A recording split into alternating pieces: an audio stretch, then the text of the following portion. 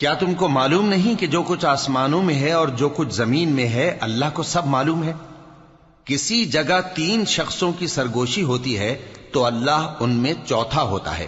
اور جہاں 5 آدمیوں کی سرگوشی ہو تو وہ ان میں چھٹا ہوتا ہے، اور نہ اس سے کم یا زیادہ مگر وہ ان کے ساتھ ہوتا ہے، خواہ وہ کہیں ہوں۔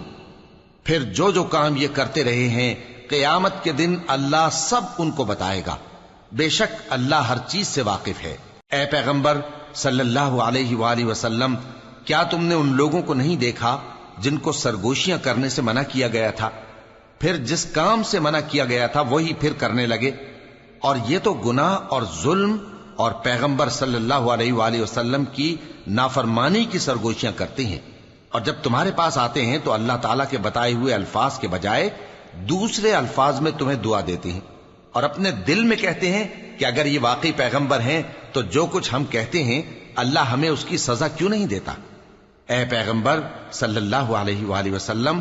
ان کو دوزخ ہی کی سزا کافی ہے، یہ اسی میں داخل ہوں گے اور وہ بری جگہ ہے۔